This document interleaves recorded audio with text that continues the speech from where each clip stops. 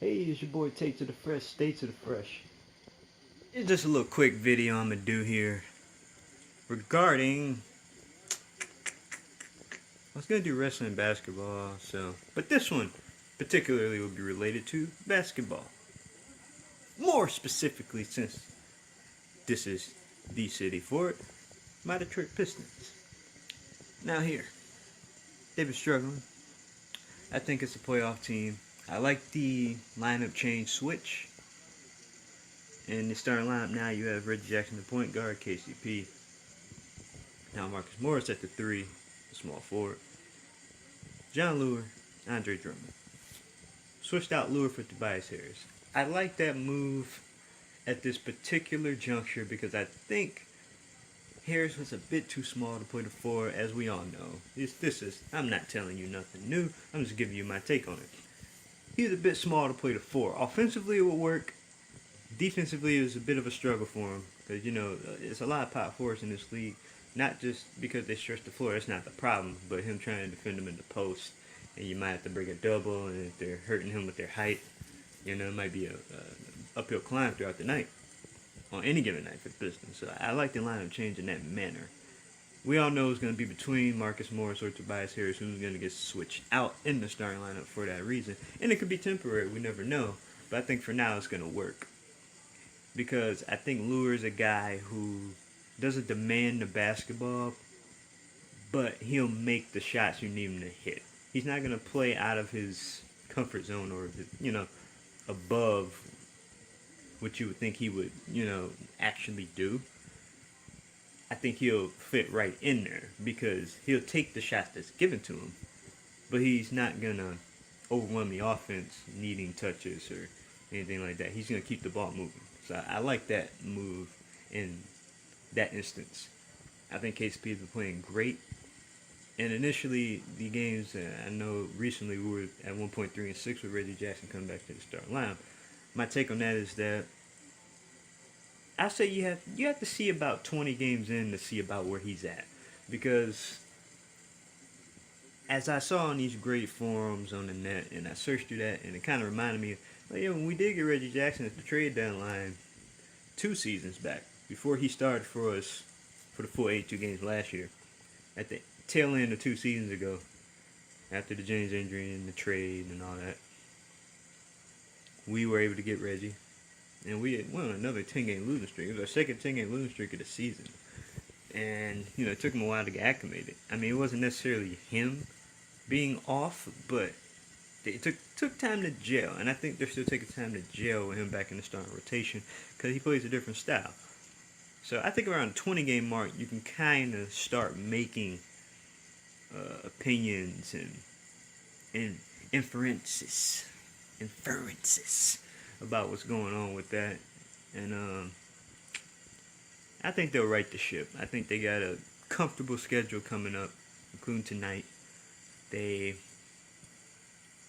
seem like they got a lot of East teams coming up, or lower tier teams, not the best of the best since we've already played them on 2 straight games, really. So I think they'll be looking pretty good soon. But yeah, like I said, to highlight the starting lineup as well, I like the way Kentavious Caldwell-Pope is coming into his own offensively.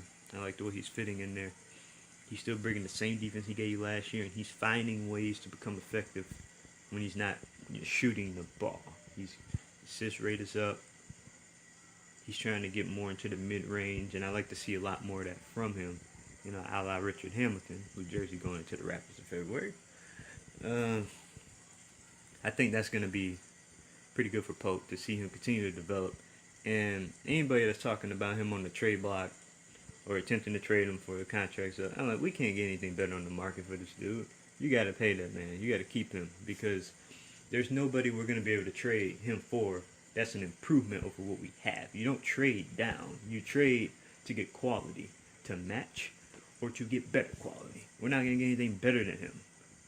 And I think he's pretty damn good. So I don't think we're going to mess with that. I think you pay KCP, you keep him in a Pistons uniform because he's our best defender.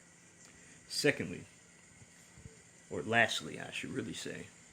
But yeah, I think they got a pretty comfortable schedule coming up. They're 15 and 18 right about now. and they got to put some work in. But I think they'll handle it. The East is pretty bunched up right now, so I think they can string some games together and take care of their business like they should and should have been doing. So I think Pistons got a pretty good stretch coming up. I think the only need I would say for this team at this particular moment, as constructed, is that off the bench they really need like a backup shooting guard that could really shoot the ball. If they had that, they would be pretty good. Somebody, they just need like a sharpshooter. It don't even matter if he's like older. They just need somebody that could just hit some shots for them because they don't have any bona fide shooters. That's my only issue with that right about now. You know, they need a bona fide shooter off that bench. I like the way Stanley Johnson's been developing over the last few games. He's really, seems like his confidence is growing.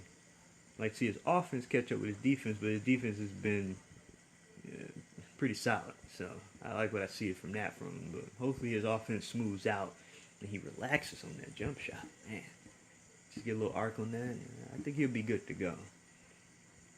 And I think he can be like a point forward kind of off the bench too. Seems like he has that in him to do that. So hopefully he gets more responsibilities for that as time goes on. But other than that, I like what we definitely have a better bench than we did last season. So I'm gonna give us that much credit right there. And the starting lineup, I like the adjustment. I think Lillard's gonna match up with a lot of these power forwards a lot better, and I think that made a difference against Cleveland the other night. With with Kevin Love being out there. Sure, maybe he didn't shut him down, but I think he at least, put a little damper fusion on that. So I think that was a good lineup switch. Maybe in the future they take Marcus out for Lillard and start Tobias. I think that's dependent on matchup.